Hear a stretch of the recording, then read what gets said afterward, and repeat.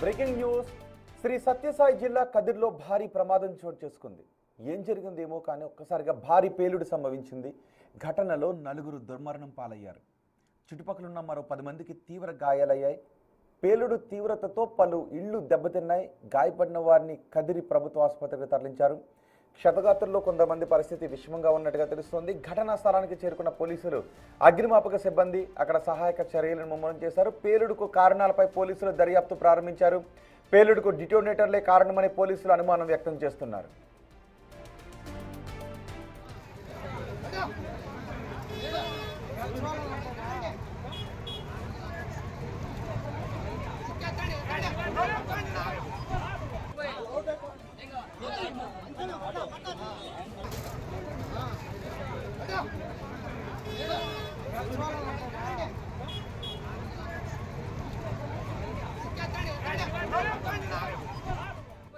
శ్రీ సత్యసాయి జిల్లా కదిర్లో ఇప్పుడు మీరు చూస్తున్న భారీ ప్రమాదం చోటు చేసుకుంది. ఒక పెద్ద పేలుడు సంభవించింది.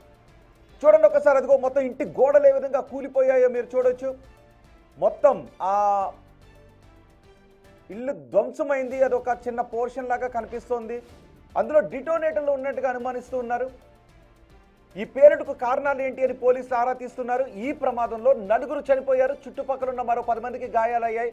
దూరంగా ఆ ఇంటి గోడలకు సంబంధించిన శిథిలాలు ఎగిరి పడటంతో మరికొంతమందికి గాయాలయ్యాయి. ఆ గాయపడిన వారిని ఆసుపత్రికి తరలించారు. పేలుడు తీవ్రతతో చుట్టుపక్కల ఉన్న కొన్ని ఇళ్లు కూడా దెబ్బతిన్నాయి. మొత్తం చూడండి ఒకసారి, ఆ భవనం ఏ విధంగా దెబ్బతిందో. ఒక షాప్ లాగా కనబడుతుంది. మరి అందులో నివాసం ఉంటూ ఉన్నారా, అది ఇల్లా లేదు ఒక చిన్న పోర్షన్ ఉన్న ఇల్లు, అందులో ఎవరు నివాసం ఉంటున్నారు? 4 ప్రమాదంలో చనిపోయారు. మొత్తం ఆ పిల్లర్ స్తంభాలు కూడా ఎలా ఒరిగిపోయాయో మీరు చూడొచ్చు. చుట్టుపక్కల ఉన్న మరికొన్ని ఇల్లు కూడా ఈ పేలుడు దాటికి గాయపడినట్టుగా తెలుస్తోంది. ఈ ప్రమాదంలో 4 చనిపోయారు. గాయపడిన వారిని కదిరి ప్రభుత్వ ఆసుపత్రికి తరలించారు. చూడండి ఒకసారి, ఆ భవనం ఏ విధంగా దెబ్బతిందో. పెచ్చులు ఊడిపోయాయి, గోడలు పడిపోయాయి. అంటే పేలుడు తీవ్రత ఎంతుందో మనం అర్థం చేసుకోవచ్చు. ఆ శిథిలాల్లోనే 4 ఉన్నారు.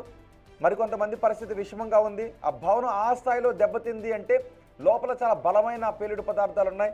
ఏదో దీపావళికి ఉపయోగించేటటువంటి మందులు కాదవి, చాలా పెద్ద పేలుడే. మరి ఇందులో ఏదైనా కుట్ర కోణం ఉందా? ఆ పేలుడు పదార్థాలను ఆ ఇంట్లో దాయటానికి కారణం ఏంటి అనే విషయం పైన ఆరా తీస్తున్నారు. మరి ఆ పక్కన కూడా లెఫ్ట్ సైడ్లో కూడా కొన్ని పాక్షికంగా దెబ్బతిన్న ఇళ్లను కూడా మనం చూడొచ్చు.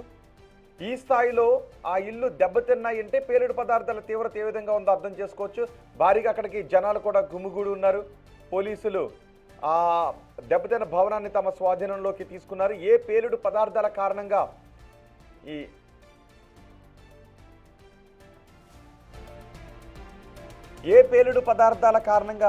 ఈ ప్రమాదం జరిగింది? అదిగో ఇటు పక్కనున్న ఇల్లు కూడా ఏ విధంగా దెబ్బతిన్నాయో మనం చూడొచ్చు. దీనికి కారణం మొత్తం ఆ 2-3 ఇళ్ళు అక్కడ దెబ్బతిన్న పరిస్థితులు కనిపిస్తున్నాయి. జెల్టన్ 6 ఈ ప్రమాదానికి కారణంగా తెలుస్తోంది. మరి ఇవి సహజంగా ఈ జెల్టన్ 6ని క్వారీల్లో ఉపయోగిస్తూ ఉంటుంటారు. క్వారీల్లో పేలుళ్ల కోసం ఉపయోగిస్తూ ఉంటుంటారు. మరి అవి ఇక్కడికి తీసుకొచ్చారా? ప్రాథమికంగా ఇప్పుడు ఈ పేలుడు కారణం జెల్టన్ 6 అని అర్థమవుతుంది. సో వాటిని అక్కడికి ఎందుకు తీసుకొచ్చారు? ఏ కుట్ర కోసం ఎక్కడైనా పేలుళ్ళు జరపడానికి వాటిని ఇక్కడికి తీసుకొచ్చారా? లేదు అందులో ఉన్నవాళ్ళు, ఆ చనిపోయిన వాళ్ళు ఎక్కడైనా క్వారీల్లో పనిచేస్తున్న వాళ్ళు అన్నది తెలియాల్సి ఉంది. ప్రస్తుతం మొత్తం ఆ పూర్తిగా దెబ్బతిన్న భవనాన్ని కూడా మనం చూడొచ్చు. ఆ బయట రోడ్డుపై వెళ్తున్న వాళ్ళు కూడా ఈ పేలుడు కారణంగా గాయాలైనట్టుగా తెలుస్తుంది. పోలీసులు అక్కడికి చేరుకున్నారు. ఆ దృశ్యాలు మీకు చూపించలేకపోతున్నాం. నిజానికి ఆ పేలుడు కారణంగా చనిపోయిన వారి శరీరాలు తునాతునకలు అయిపోయి ఉన్నాయి, ఛిద్రమైపోయి ఉండటంతో ఆ దృశ్యాలు మీకు చూపించలేకపోతున్నాం. ఒక్కసారిగా కదిరి ఉలిక్కి పడింది. మరి ఇది ఎవరైనా కుట్ర కోణంలో అక్కడికి జెల్టన్ 6ని తీసుకొచ్చి పెట్టుంచారా, ఆ ఇంట్లో దాచుంచారా, ఇంకెక్కడైనా పేలుళ్లకు ప్లాన్ చేసి వాటిని తీసుకొచ్చి ఉంచారా, లేదు వాళ్ళు ఎవరైనా అక్కడ క్వారీల్లో ఏమైనా పనిచేస్తూ ఉన్నారా? ఈ నేపథ్యంలోనే ఆ క్వారీల్లో ఉపయోగిస్తారు కాబట్టి జెల్టన్ 6ని మామూలుగా తీసుకొచ్చి అక్కడ పెట్టుకుని ఉంచుకున్నారా అనే విషయంపై పోలీసులు ఆరా తీస్తున్నారు. జెల్టన్ 6ని తీసుకొచ్చి అక్కడ ఉంచారు అంటే క్వారీలతో సంబంధమైన వ్యక్తులు తీసుకొచ్చి ఉంచారు అంటే అది మామూలు విషయం కాదు, ఏదో పెద్ద కుట్ర కోణం ఉందని భావించాల్సి ఉంటుంది. ఇటీవల కాలంలో చాలా చోట్ల ఉగ్రవాదులు పట్టుబడుతూ ఉన్నారు. అటు విజయవాడలో కూడా ఉగ్ర లింకులు పట్టుబడ్డాయి, వాళ్ళని పోలీసులు విచారిస్తూ ఉన్నారు. అదే సమయంలో ఇక్కడ జెల్టన్ 6 ఇక్కడ ఎందుకున్నాయి అనే విషయంపై ఆందోళన వ్యక్తమవుతుంది. క్వారీలో పనిచేసే వాళ్ళైనప్పటికీ కూడా జెల్టన్ సెక్షన్ తీసుకొచ్చి వాళ్ళ ఇళ్లలో ఉంచుకోవడానికి వీల్లేదు. నిబంధన ప్రకారం వాటిని ఎన్ని తీసుకొచ్చారనే లెక్క కూడా ఉంటుంది. వాటిని క్వారీలోనే ఆ సదర్ కంపెనీలో ఉపయోగించాలి. చూడండి ఒకసారి ఆ పెచ్చులు బయటికి ఎగిరి పడడంతో ఆ రోడ్డు అంతా కూడా బ్లాక్ అయిపోయింది. ఆ విధ్వంసం ఏ స్థాయిలో ఉందో మనం చూడొచ్చు. మరి వీటిని ఎవరిని టార్గెట్ చేసుకొని పేల్చడానికి అక్కడ ఆ దృశ్యాలు ఒకసారి చూస్తే మనకు అర్థమవుతుంది ఆ పేలుడు తీవ్రత ఏ విధంగా ఉంది అనేది.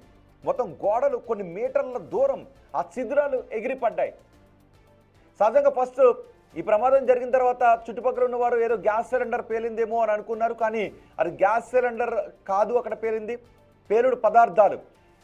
గనుల్లో క్వారీల్లో పేలుడుకు ఉపయోగించేటటువంటి పదార్థాల కారణంగా ఈ పేలుడు సంభవించిందని ప్రాథమికంగా అంచనా వేస్తున్నారు. లేదు అంతకంటే తీవ్రమైనటువంటి పదార్థాలే అక్కడ ఉన్నాయా, అసలు ఈ పేలుడు పదార్థాలను తీసుకొచ్చి కదిర్లో ఆ ఇంటిలో ఉంచడానికి కారణం ఏంటి, ఎవరెవరు ఆ ఇంట్లో ఉంటున్నారు అనే విషయం పైన పోలీసులు ఆరా తీస్తున్నారు. ప్రస్తుతం 4 ఈ ప్రమాదంలో మరణించారు. మనం ఇంతకుముందు చూసాం, ఒక 2 నెలల క్రితం ఢిల్లీలోనూ ఇలాగే ఒక కారులో పేలుడు పదార్థాలను తీసుకుని వెళుతూ ఉంటే మెట్రో స్టేషన్ దగ్గరలో పెద్ద పేలుడు సంభవించింది.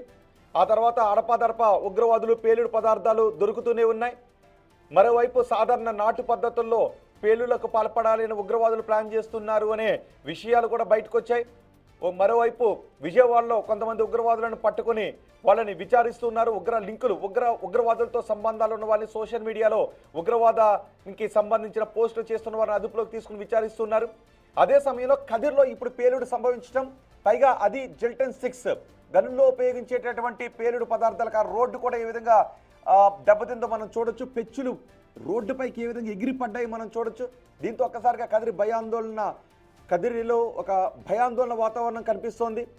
మరి ఇంకెక్కడైనా ఇలాంటి పేలుడు పదార్థాలను దాచి ఉంచారా అనే కోణంలో కూడా ఆరా తీస్తూ ఉన్నారు. ఇదేదో సాధారణంగా చిన్న చిన్న పేలుడు పదార్థాలు ఇంట్లో ఉంచడం కారణంగా చేసినవి కాదు.